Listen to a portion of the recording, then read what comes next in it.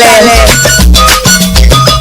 Wé kó jẹ́ra malẹ̀ wọn ayé ta ìtàn dodo edie. Tó talẹ̀ èdò tó zanzan lẹ́bi. Tó talẹ̀ wé kó jẹ́ra malẹ̀ wọn ayé òkúrọ̀rùn wẹ̀ kẹ́tìn diaspora FMD minú màdò tó.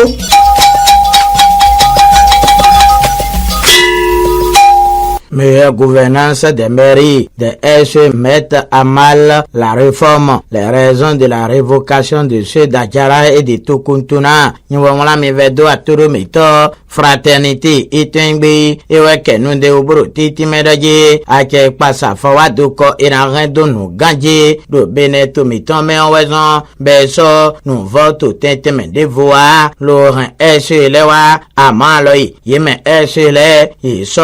l'odro nous wana roto pour la miton les sintanoué koro nous règle de ou non et nous vote yayade et sort de d'alimon cotonoué et ne wezon bon et Adjara ton pour tout contona ton patien et doit soy détenté bon fraternité et tengbe et de miena kende ou le grand jury il y a sa pamoliton et tengbe de Bénin conseil des ministres les SE d'Adjara et de tout contona révoqué ni voilà le grand jury Elias Akpamolito etwengbi iweke no deo bodo miena gbajeme lo na time no gbodo do ba quotidien l'observateur etwengbi lo dozo gbeje bodo miena gbajeme quotidien le meilleur etwengbi weya et lo kenu deo bodo miena gbajembo l'emblème du jour etwengbi raje réforme sur la décentralisation au Bénin et si le gouvernement ouvrait enfin la porte à une relecture cambio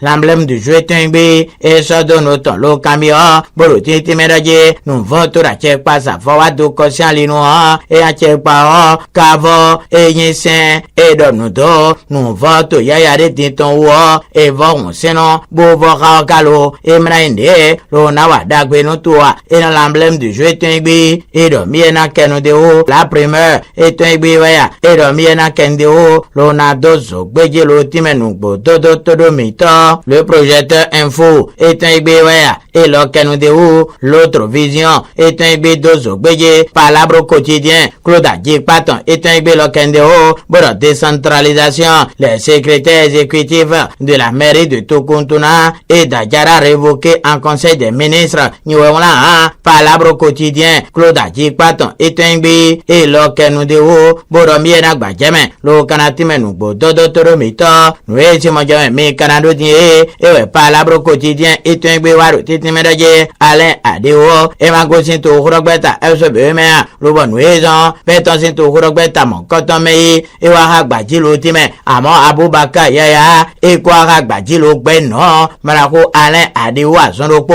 bon palabre quotidien et un bekendeo suite à Serago sur le parti FCB Abubakar yaya déshabille Alain Adeo niwona palabre quotidien et un et ouais kenu de o choba l'alternative remia dadu konutan et un bé lokende obraje semblant de démission pour embrouiller sa suspension de FCB comme un malpropre tel un naufragé dans ces derniers saccages Adeo se débat s'enfonce et s'étouffe niwona alternative remia dadu konutan et un bé ouais kenu de o boro on ito oyaya et ko agbeni azondo polo la boussole et un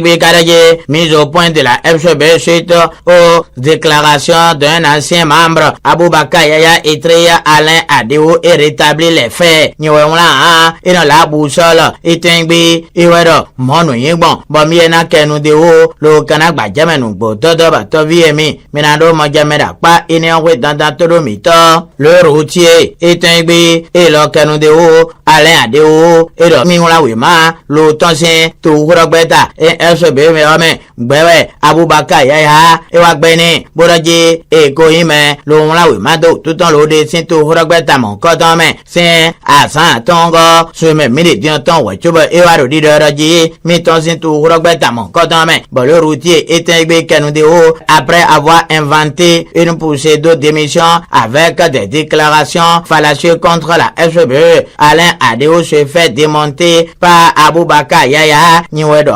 le routier etengbe ewedo miena kenu de o lo na gbajamenu gbo dodo ba to bi emi minado mo jamera pa ni we dandan toro mi to nwe ti mo jame mi kanado di he yeme ena ido àwọn apa bene to ton memba ye dere na kun eyin ye homo eno gbon jo homo be rada drone yeme enere di han sin kan itan tan ja kangun lo bo ye dere ena gbeje pon do la menano ganji si ale nu do e home bo le clairon etengbe kende o recrutement des opérateurs de drone les candidats admissibles en visite médicale ce jour ni wala le clairon etengbe e wero miena kenu de o lo na gbajamenu gbo dodo toro mi tojo la tribune de la capitale etengbe waya e lo kenu de o bodo miena dozo gbeje lo na timenu gbo dodo ba to viemi minado mo jamera pa ni o toro mi to le rénovateur etengbe ka kenu de o bodo recrutement chez titre de 100 opérateurs de drone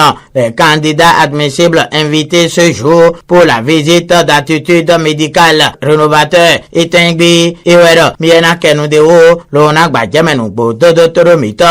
l'alternative romia dado konutan et le kenu de o pour recrutement sur titre de 100 opérateurs de drone la visite médicale prévue pour les admissibles ce jour 15 mai l'alternative romia dado konutan etengbe e we kenu de o bodo miena gbajamenu gbo dodo nwe ti mo jame kanado do to gorosin ale nu di han mina tun tondoje un parti le libéral Richard Boni Orutan di han alopa ije ina kigiwe ma to grogbeta le libéral otongbon yi kozan boye meiro han ikwe non penu kundo to tentin owule e ko so me gege do befa loro nu cambio yiwe bo khonu gbo itengbe kende o anomalie dans la délivrance du récépissé provisoire au parti le libéral de Richard Boni Oro la bef au trosse de certains cadres du ministère de l'Intérieur yiwe wala ina khonu gbo itengbe iwero miena kende o lo na gbajamenu gbo dodo ba to viemi minado mo jamera pa ina we dandan toro mi to la boussole etengbe et le dozo gbeje bodo visibilité à outrance et dérision Richard Boni Oro se discrédite sur les réseaux sociaux ni wala ina la boussole etengbe et do miena kenu de o lo na timenu gbo dodo ba to viemi minado mo jamera pa ina we dandan toro mi to l'éclairant etengbe et le kende bodo des cadres du ministère de l'Intérieur en garde à vue. Que se passe-t-il autour du parti le libéral l'éclairant etengbe et wero miena dozo gbeje lo na timenu gbo dodo ba to viemi minado mo jamera pa ina we dandan toro mi to ple megbeta yan no leton e rodo l'entraide et la solidarité do sommet don ye deru pe wonu etan eyin enengo to pon la vigan pi egbe yan polo sa ma do gbeta ton pa ye deno popodo yan mo koton le pa be doru pe ni on be je un pe lo je gangbe titi ngbe balo grand jury etengbe kende o 4e anniversaire du groupement des femmes pour l'entraide et la solidarité à sommet la session UPR de Togba en terrain conquis aux côtés de ces Amazones moment de convivialité autour du CA Pierre Bayon qui a scellé un pacte de fidélité avec ses femmes pour 2026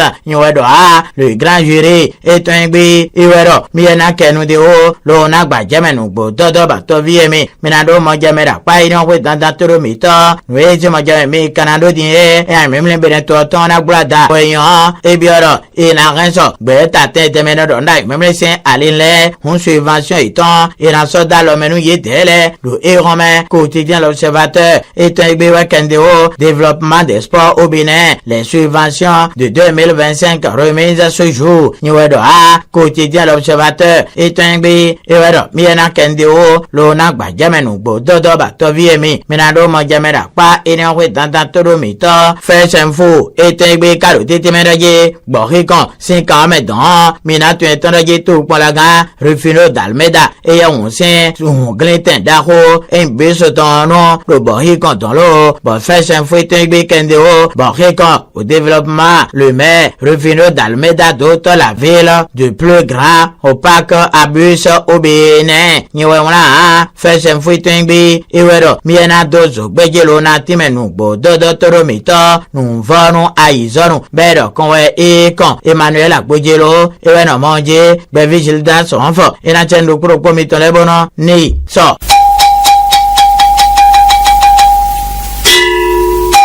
talẹ̀. We kojirawe malẹ̀ wọn la ye ka ìtàn dodo edie.